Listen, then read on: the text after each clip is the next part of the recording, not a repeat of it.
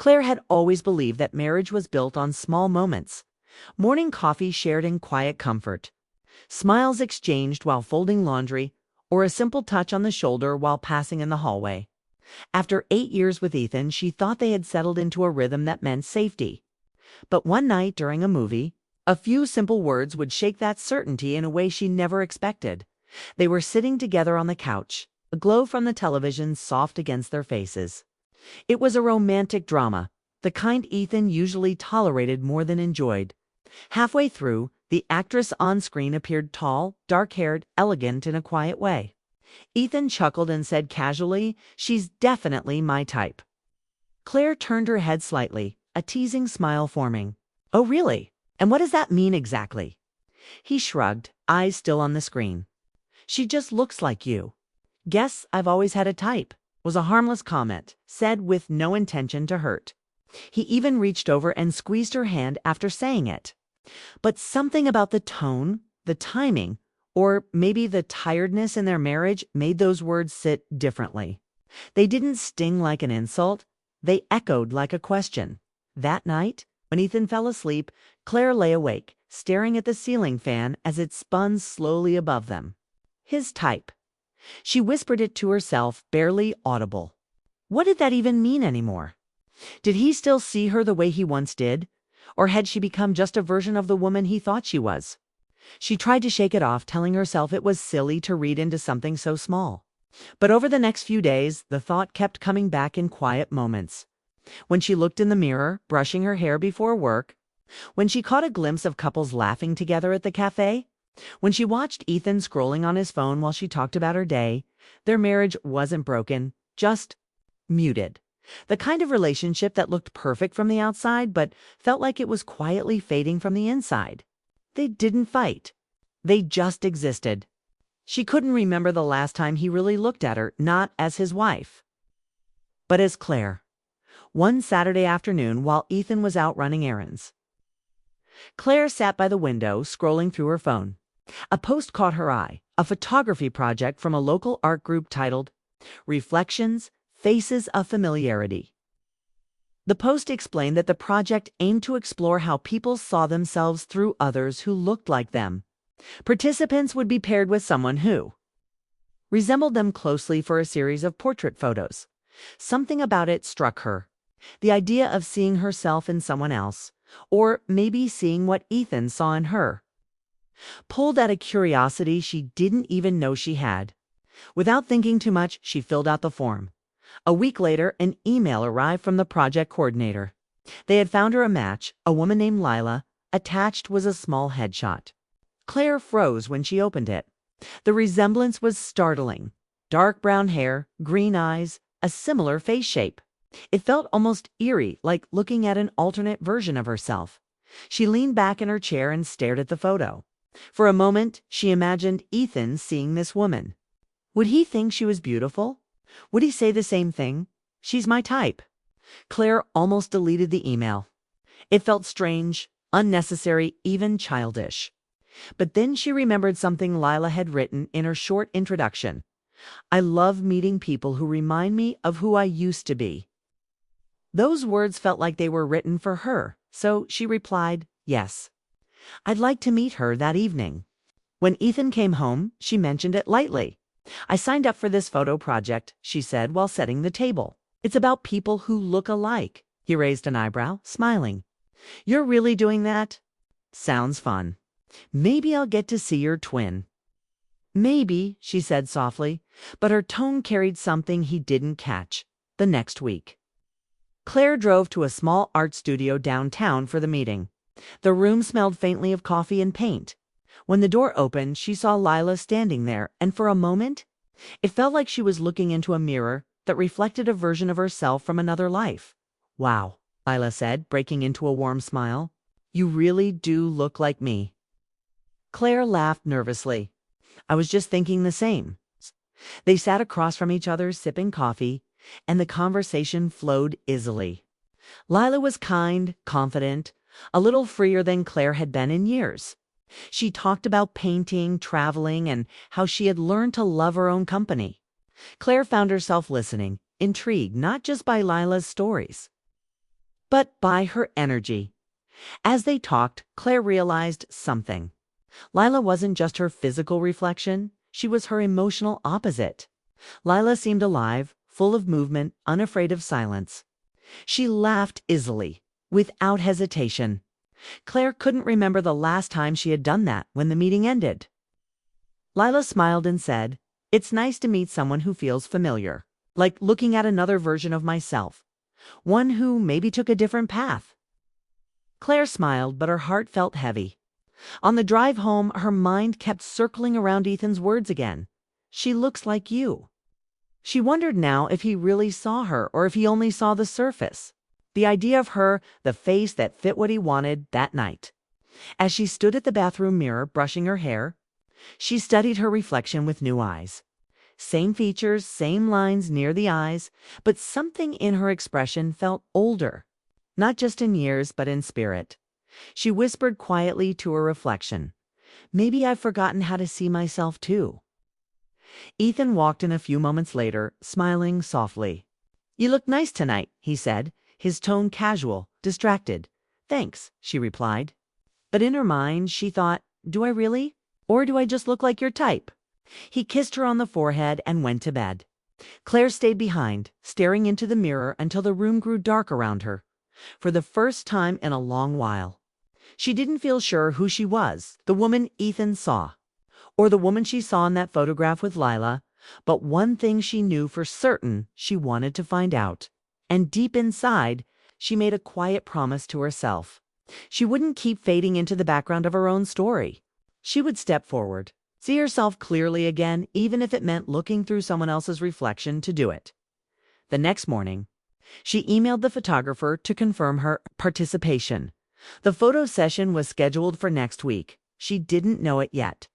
But meeting the woman who looked like her would change everything, not just how she saw Ethan, but how she saw herself. And it all started with one sentence she couldn't forget: "You're my type." The day of the photo shoot came faster than Claire expected. She woke up early, her mind filled with nerves she couldn't quite name. It wasn't fear, it was something quieter, like the feeling before a storm. Ethan was still asleep when she left, his phone glowing faintly on the nightstand, casting small flashes of light across the room. She looked at him for a moment, wondering if he would even notice she was gone for the morning. The art studio was small but bright, filled with the scent of fresh paint and coffee. When Claire walked in, she saw Lila immediately. She was standing near the window, sunlight brushing across her hair, smiling as though the world had never disappointed her. For a second, Claire felt a strange twist in her chest. Lila looked so much like her, but somehow more alive. "Claire," Lila greeted warmly, walking over to hug her. "I'm glad you came. Wouldn't miss it." Claire replied with a small smile.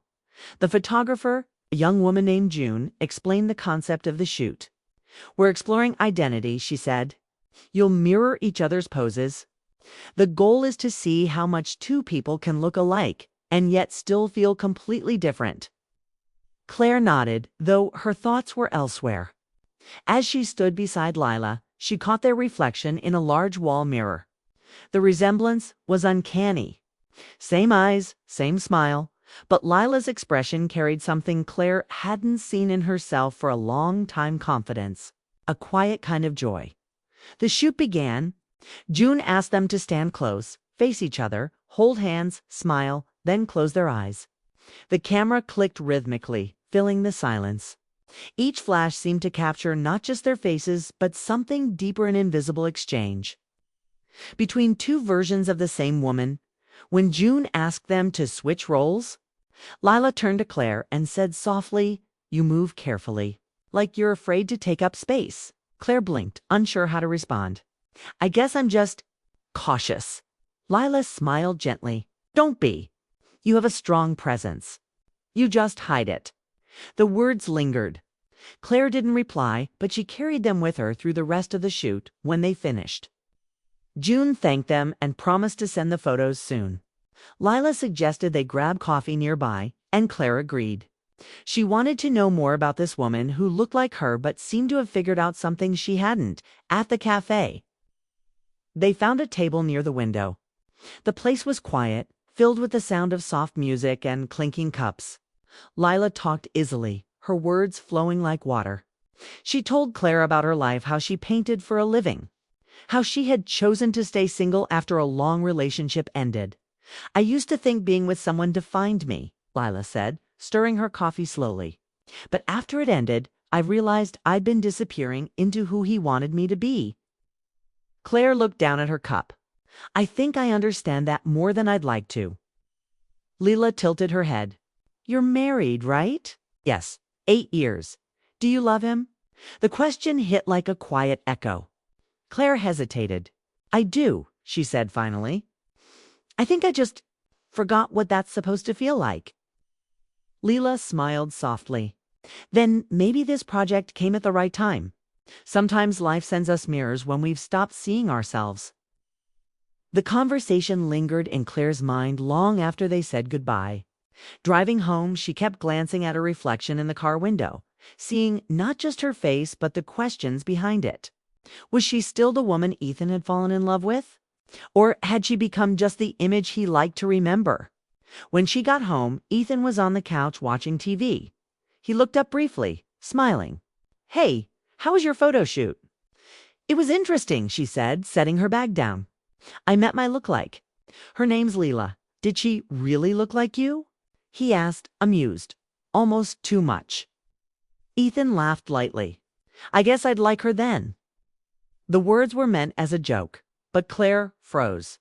The sound of his laughter faded, replaced by the echo of his old commentator, "my type." She forced a small smile, nodded, and walked to the kitchen to hide the frown forming on her lips. That night, she couldn't sleep. She kept thinking about Lilith, the way she talked, laughed, carried herself. She wondered what it would feel like to live with that kind of freedom again, to not feel invisible in your own home. The next morning, she opened her email and found a message from June. The photos were ready. She clicked the link and her breath caught.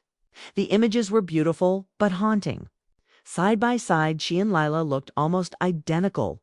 But Claire's posture was softer, her gaze slightly hesitant. Lila's eyes were alive, sure, full of warmth. It was like looking at a before and after version of the same person. For a long time, Claire stared at the photos. Then she saved one to her phone. She didn't know why, maybe to remind herself of what she'd lost. Or maybe of what she could still be. Later that day, Lila texted her. "I had a great time yesterday. Let's meet again soon." Claire smiled and replied, "I'd like that." Over the next few weeks, they met a few more times, coffee, walks by the river, long talks about art and life. Claire found herself opening up in ways she hadn't in years. Lila was honest but kind. She didn't tell Claire what to do. She just listened.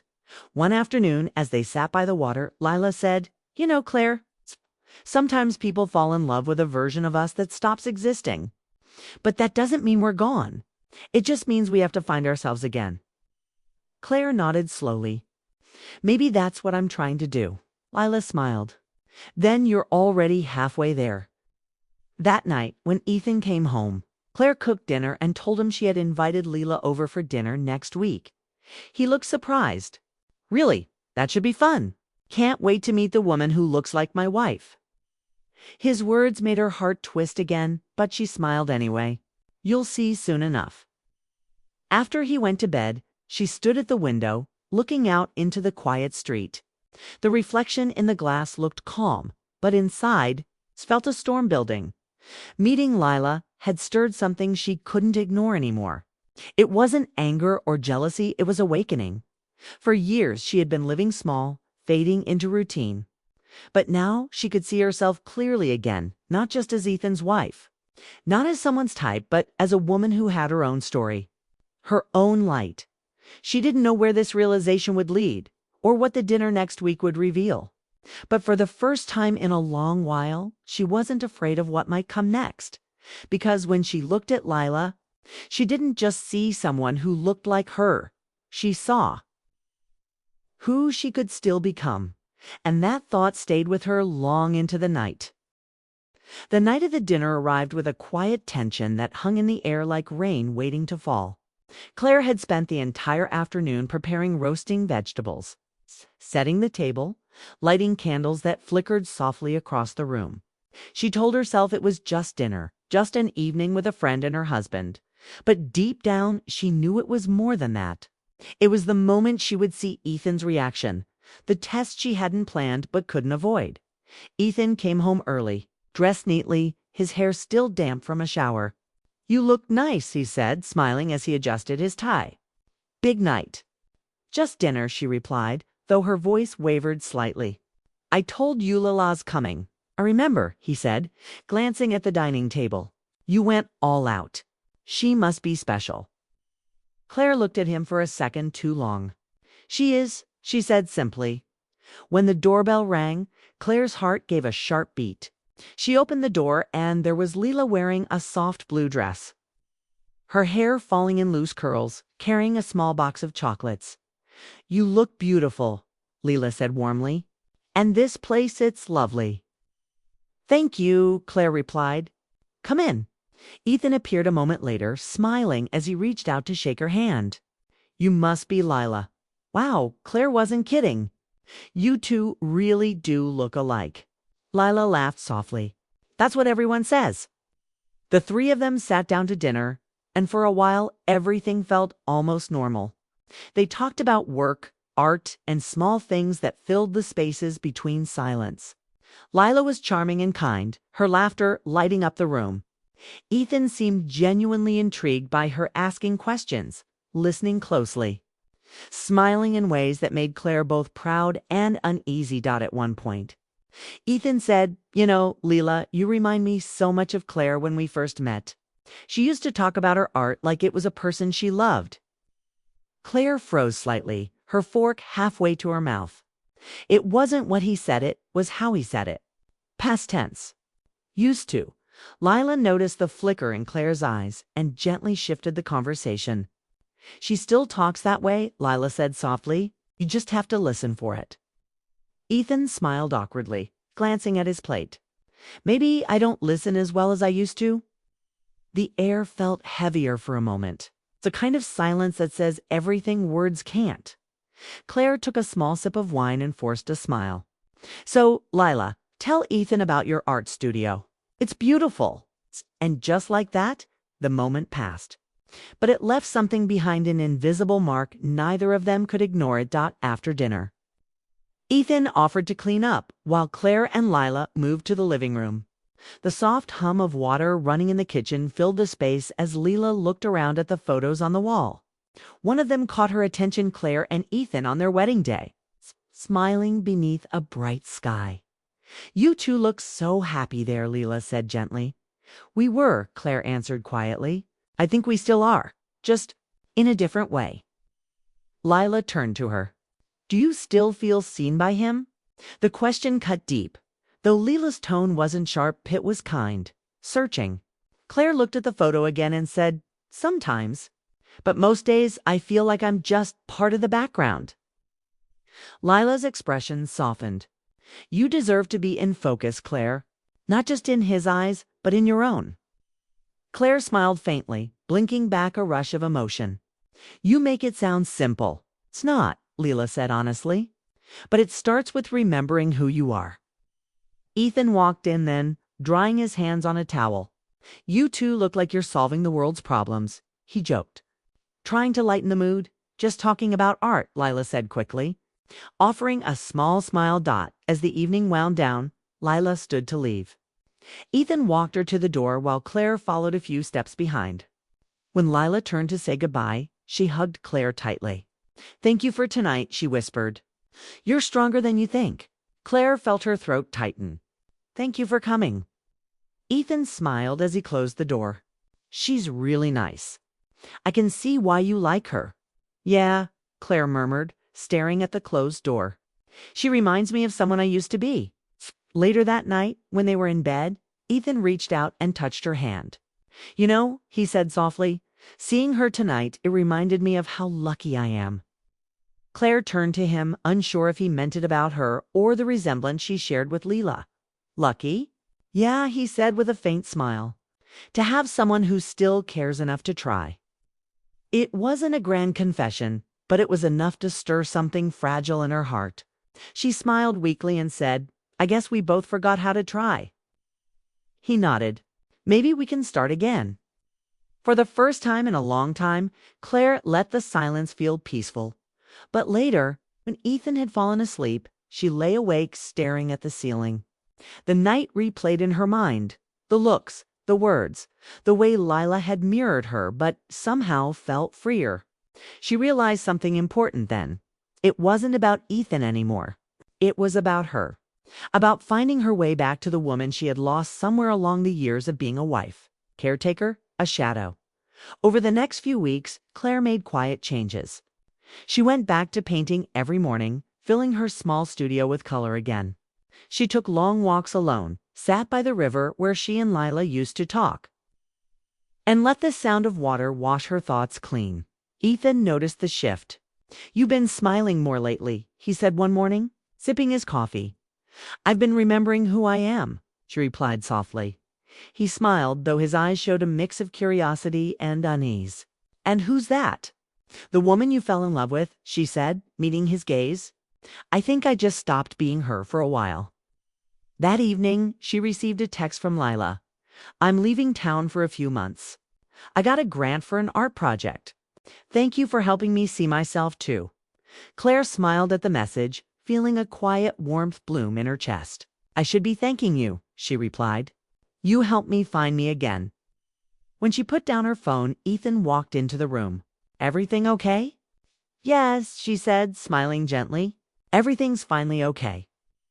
He looked at her for a moment, as if seeing her clearly for the first time in years. And though they didn't say much after that, the silence felt different, now not empty, but full of understanding. Claire knew that her marriage still had work ahead, that she still had doubts to face and dreams to chase. But she also knew this: she no longer needed to be someone's type to feel worth loving. She had become her own reflection again, whole, real, and finally alive. Months passed and the world around Claire began to feel lighter. Autumn faded into winter, and with it came a quiet peace that she hadn't felt in years. The house no longer felt heavy with unspoken words. Ethan was different now, gentler, more present, but it wasn't just him who had changed.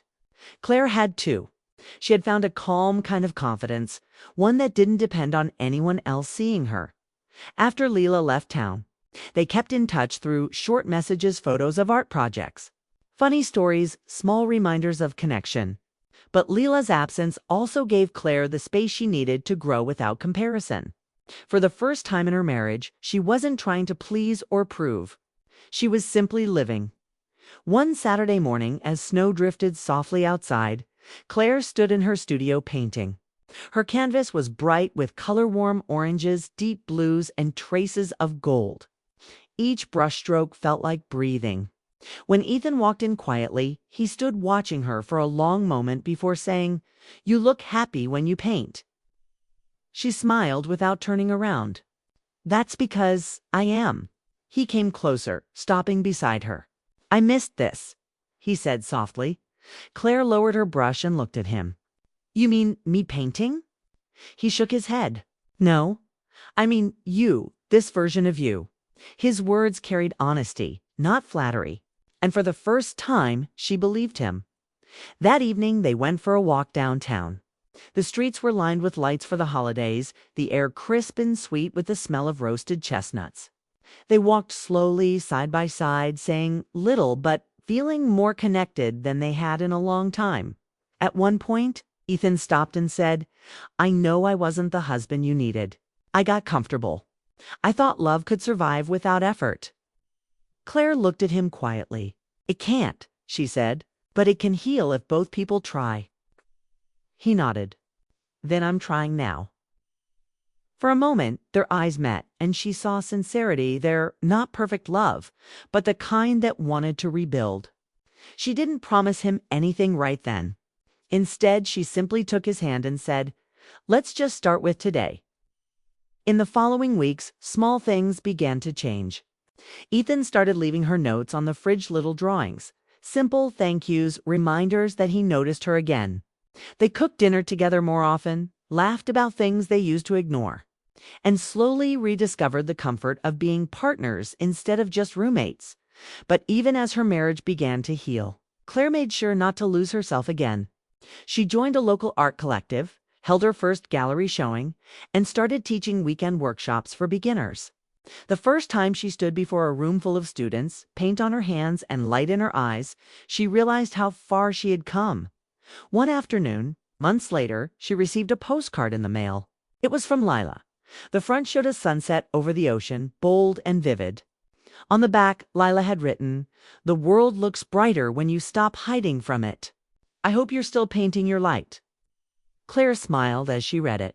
She placed the postcard on her studio wall beside one of her favorite Penza portraits she'd made months ago of two women standing side by side. They looked nearly identical, but one had her eyes closed, while the other was staring ahead, wide awake.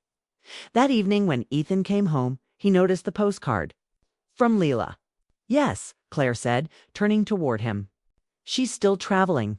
Still creating? She sounds happy," Ethan said. "She is," Claire replied, "and so am I." He looked around the studio, at the scattered brushes, the streaks of color across her apron, the faint music playing in the background. "You really built something here," he said quietly.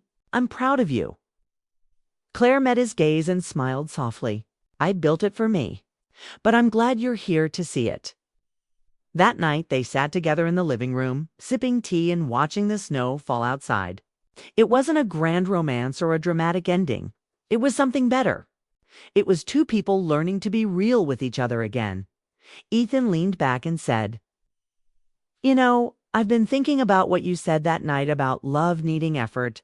I want to keep showing up, Claire. Not because I have to, but because I want to." She looked at him with a calm smile. "That's all I ever needed." There were still days when things weren't perfect. Arguments happened. Silence sometimes returned. But now, when they stumbled, they talked. When they grew distant, they reached out. And through it all, Claire held on to the truth. She had learned the one Leela had helped her see. Love isn't about being someone's type. It's about being your whole self and still being seen. One spring morning, Claire stood in her garden watching the tulips bloom. She heard Ethan call her from inside, asking if she wanted coffee. The sound of his voice, gentle and familiar, made her smile as she turned toward the house. She thought about how far she'd come from the woman who once doubted her worth to the one who now stood tall in her own story. She no longer needed to compare herself to anyone, not even the woman who looked like her later that day. She opened her email and saw an invitation to an upcoming art exhibit titled Reflections of Self. It was hosted by June, the same photographer who had captured her and Lila months ago. June had written, "We're showcasing stories of rediscovery. I'd love to feature your paintings." Claire read the message twice, then smiled. She knew exactly which paintings she would display. The one of the two women who looked the same but stood in different worlds. The night of the exhibition, the gallery buzzed with quiet excitement. People admired her work, asked questions, and shared their own stories. When June approached her with a hug, she said, "You've come full circle, Claire. This piece sits powerful." Claire looked at the painting and said softly, "It's about learning to see yourself again." As she stood there, surrounded by people, lights, and art, she felt something complete inside her, not the end of a chapter, but the beginning of one, later. As she and Ethan drove home, he reached over and held her hand. "You know," he said, "I used to think you and Lila looked exactly the same. But now I see it. You're completely different." Claire smiled, eyes glistening in the glow of the city lights. "That's because I've finally stopped trying to be someone else." When they reached home, Claire stepped out of the car and looked up at the night sky. The stars were faint but steady, just like her heart. She realized that the love she had rediscovered wasn't just between her and Ethan. It was also the love she had found for herself. And as she walked toward the house, hand in hand with the man she had chosen again, she knew that she had finally come home to her marriage, to her art, but most importantly, to herself. Because in the end, the story wasn't about who was whose type. It was about a woman who stopped living in someone else's reflection and learned to shine in her own.